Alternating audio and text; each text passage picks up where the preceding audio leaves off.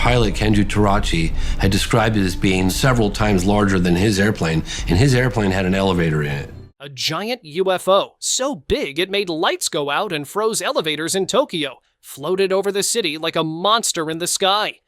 People stared up at a shiny thing that covered buildings and made the streets go quiet. Planes at Haneda Airport lost track of it, and pilots shouted as the thing moved where it wanted with no sound. Tune in, because when Tokyo's lights blinked out that night, something huge and scary came out of the dark. UFOs definitely represented an aviation safety hazard. There were many cases documented that showed that. And yet, the government didn't seem to care. Tokyo's sky taken over. Imagine a giant, shimmering object drifting over the busiest city in Japan. Crowds frozen in place, phone cameras pointed up, mouths hanging open. Streets that usually buzz with life got weirdly quiet. People stumbled into shops and train stations, pointing at the sky. Some took blurry pictures. Others just stared, thinking maybe they were dreaming. But too many saw it for it to be brushed off as nothing. But what came after would turn a strange sight into a worldwide panic. In tonight's special report, Mary Murphy finds that while the U.S. government has closed its eyes on the matter, the public hasn't stopped seeing or believing. The sheer size of the thing made it impossible to ignore. Some said it was as big as a football stadium. Others swore it blocked out whole sections of the sky, casting strange shadows that slid over skyscrapers and highways. The surface shimmered with an oily glow, shifting colors like a soap bubble caught in the sun. It wasn't moving fast either. It cruised almost lazily, as if daring people to notice. One of the recordings was with Captain Terachi from the Japan Airlines case.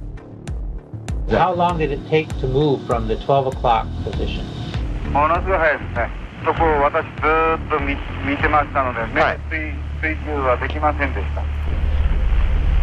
それでなんかわかんないけどもずっとついてくるという。Now, Japan's usually pretty calm about weird stuff. Ghost stories, folklore, all part of the culture. But UFOs, that's a different ballgame. Most officials used to treat sightings like a joke. Not anymore. By June 2024, big names in the Japanese parliament set up a serious study group. Their goal? Figure out what's lurking above their heads. Not because they wanted cool stories to tell at parties, but because of national security. If something is flying around without permission, it's a big deal. This wasn't some half-baked idea either. They pulled experts from aviation, military, science, and tech.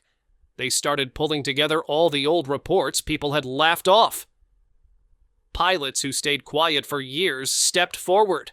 Navy officers admitted seeing strange blips on radar. Even regular folks living in the countryside talked about lights zooming over the rice fields late at night. Speaking of the countryside, Japan's got these places where weird sightings happen so often, they might as well hand out welcome signs to aliens. Take Ino, a little town in Fukushima Prefecture.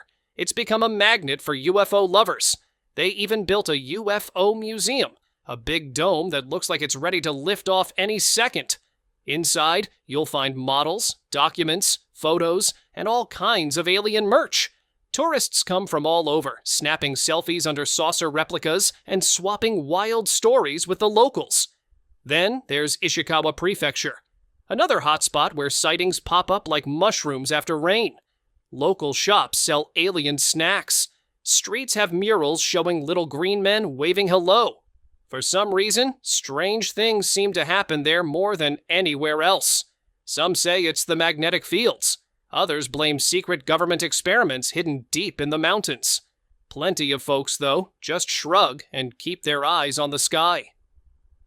Old cases show that these events aren't just tall tales told by people desperate for attention. Back in 1986, Japan Airlines Flight 1628 had one of the most chilling encounters ever recorded. Captain Kenji Terachi, flying a giant cargo plane across Alaska, spotted not one, but 3 huge flying objects. These things danced around his plane like they were playing a game, bright as stadium lights, fast as bullets, and moving in ways no human plane could pull off. Captain Terachi didn't panic. He reported the whole thing in cool, measured detail. The U.S. Federal Aviation Administration launched an investigation.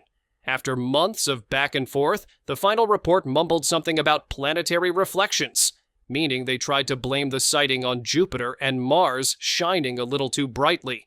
Not many bought that excuse, especially not Captain Terauchi, who stuck to his story until his retirement. If a veteran pilot could spot something that wild and still be doubted, imagine how hard it is for everyday people to get taken seriously. That's part of why sightings like the one over Tokyo don't blow up in the news. Reporters don't want to sound crazy. Officials don't want to admit they're clueless. Better to say nothing at all.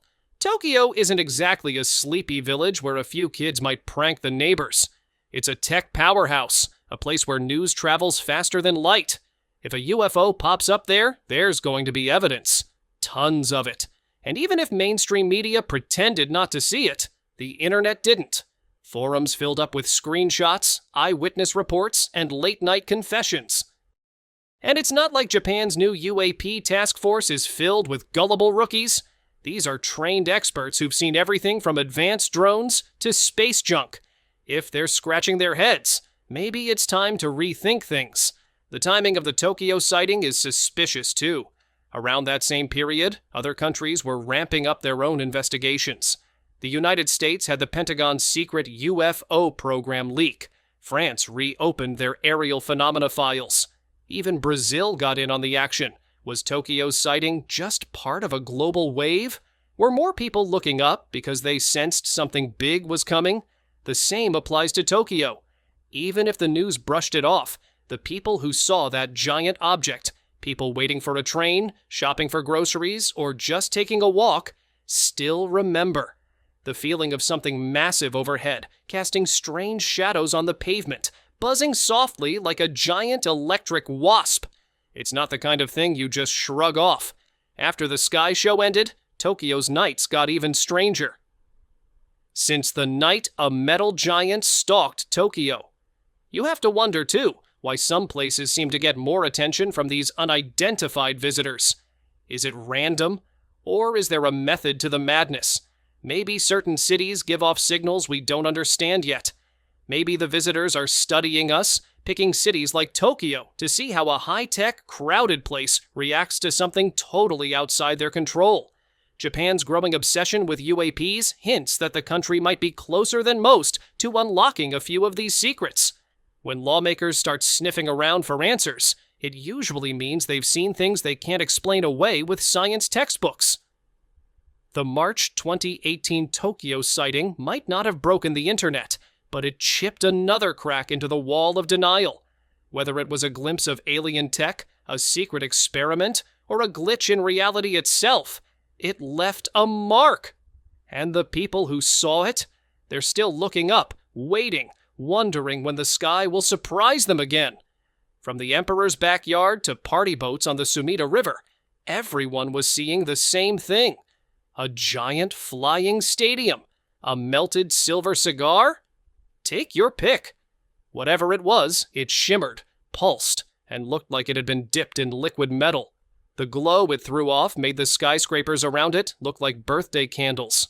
The thing was there for all to see, as if daring anyone to look away. More people gathered in parks, on rooftops, hanging out of windows just to catch a better glimpse. The atmosphere was thick, almost sticky, like the air had been stretched thin. Car alarms blipped randomly. Dogs barked at the sky, tails tucked low. Birds veered off in strange, jagged patterns, squawking like they had lost their minds. At around 7:30, control rooms noticed the mess. Traffic lights in Minato started acting like they were drunk. Trains on the Yamanote line got little shock alerts about voltage dips. Up in the towers at Haneda Airport, radar screens hiccuped, flashing little ghost blips that shouldn't have been there. Small pieces of Tokyo's perfect machine were glitching, and it wasn't some random accident. For a minute, folks thought it was just a fluke. A bad fuse, maybe. But as time ticked on, and that flying whale stayed hanging in the sky, the glitches grew teeth. Blackouts popped up around Shibuya and Taito. Billboards glitched out, looking like broken game screens. Elevators froze, trapping unlucky souls between floors. Entire neighborhoods would go dark for a few seconds, then spring back to life like nothing had happened. TEPCO, the power gods of Tokyo, quietly logged a mountain of odd voltage slips, all under that thing. They didn't send out warnings, no press buzz, just stuffed the notes in a file labeled "Not Critical," like a kid hiding a broken lamp behind the couch. Nobody wanted to admit the city was twitching because of something no one could explain. Even inside their control rooms, the tension was thick enough to chew. Meanwhile, up in airport control, people were sweating bullets. Planes talk to radars. They tell them who they are and where they're headed. This thing, silent. No blip, no beep. Just moving however it wanted. Up, down, side to side. Like gravity was more of a suggestion than a rule. It slid through the sky like butter across a hot pan, ignoring everything humans had built to keep order. It made wide, lazy loops, sometimes lowering itself toward the rooftops, causing more than one seasoned pilot to curse under their breath. Controllers scrambled jets from Iruma Air Base. 2 F-15 fighters zipped into the sky, engines howling. Officially, nobody said a word. Files that might have told the story vanished like cookies at a sleepover. The excuse was training exercises, because training usually involves chasing giant floating blimps through Japan's busiest airspace. Military chatter grew tense, radios crackling with coded warnings and clipped sentences. Down below, people packed into the streets, phones pointed upward, live streams fired up. People babbled in half laughs, half whispers, trying to process the insane thing above them. Restaurants emptied out. Nightclubs went silent. Even the ever-busy convenience stores saw clerks abandoned at counters, staring out glass doors at the thing looming overhead. The silence felt unnatural, forced by something that didn't belong. But the news stations? Silent. They stuck to cooking shows and variety game nonsense. It was like every channel agreed to pretend the sky wasn't doing something straight out of a sci-fi flick. No news breaks, no press conferences, just everyday life pretending it wasn't happening. The conspiracy felt almost heavier than the object itself. By 8:45, the floating giant got bored. Witnesses swore it floated up slow, like a lazy jellyfish, then shot off into space like a bullet. No sound, no lights, just gone. 1 second it was there, the next it was a memory, leaving only stunned faces behind. Kids cried, adults stood rooted to the ground, unsure whether to clap, scream, or just pretend none of it happened. The city, dazed and blinking, tried to go back to normal. Lights flickered back to life. Trains shook off their jitters. Tokyo, machine that it is, shoved the whole weird episode under the rug. Business as usual, but something had shifted. The normal world had cracked open, even if only for a little while. And somewhere deep inside, people knew it. But the internet didn't. Conspiracy junkies ripped into radar leaks and voltage graphs. Nerds compared notes on sightings. Brave reporters sniffed around and smacked into brick walls of no comment and classified info at every turn. Online forums exploded with pixelated screenshots and crazy theories. Some said it was a new secret weapon. Some screamed at the aliens. Others muttered about government tests. Civil flights could crash, communications could jam, power grids could fry. Suddenly, UFOs weren't funny anymore. They were someone's messing with our toys, and we don't know who. Seriously.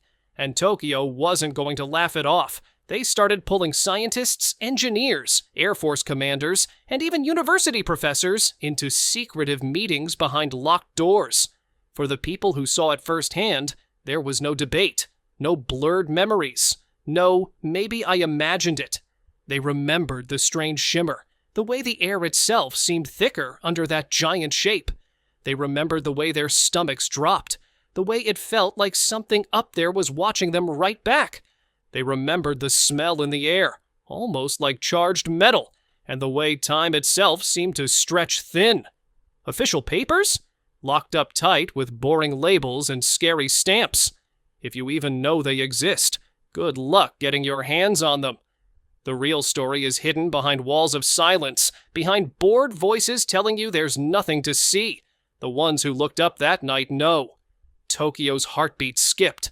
The mask slipped. And behind all our satellites, skyscrapers, and electric dreams, there's a sky that doesn't belong to us alone. A sky full of strange currents, full of things that drift between the stars and sometimes stop by to remind us we're not kings of anything. That we're just renters, lucky to be left alone. Just when things felt normal, a deeper silence started to cover the city. The silence above us. First thing to vanish? Flight records. Whole chunks of air traffic data just wiped off the face of the earth. March 24th, 25th, and 26th. Gone. Not even a hiccup or a fake virus warning. Just plain old file errors. Tokyo's biggest airports, Haneda, Narita, Chofu, all show blank spots where busy skies should have been logged. The servers didn't crash. There wasn't some crazy hacker in a dark basement. No explosions. No break-ins. Just perfect, chilling silence. The control towers got hit next. Japan's Civil Aviation Bureau, famous for locking down every radio crackle between pilots and towers, suddenly had more than 40 hours of recordings missing or wrecked beyond saving. Technicians double-checked everything. Hardware? Fine. Connections? Perfect. Firewalls? Tight. Yet the tapes might as well have been thrown into a shredder. Whole conversations, whole hours, whole nights, just poof. One radar operator who walked out and never came back nailed it perfectly. It didn't feel like a screw-up. It felt like someone who belonged there just wandered in and quietly silenced the sky. And while all the digital proof was vanishing into the ether, real people started getting visitors. Not cops. Not even the kind of government agents you see on TV. Just super clean-cut folks, flashing vague IDs with labels like Aerospace Security Consultant or Defense Protocol Observer. They popped up everywhere. Airports, radar stations, electric companies, sometimes even at private homes. No shouting, no warnings, just cold smiles and empty promises. They never said anything ugly. They didn't need to. Their meaning was clear. Keep your mouth shut, forget what you saw, and maybe your life stays boring and safe. Speak out? Suddenly your boring life could turn into a real mess. Some got better jobs out of it. Some got money. A few got silent threats, the kind that makes your stomach drop. One technician who tried to push back found himself audited 3 times in 1 year. His bank accounts were frozen without a good reason. His life pulled apart like an old sweater.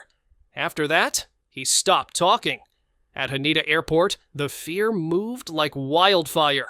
Without anyone making a rule, everybody just started pretending nothing ever happened.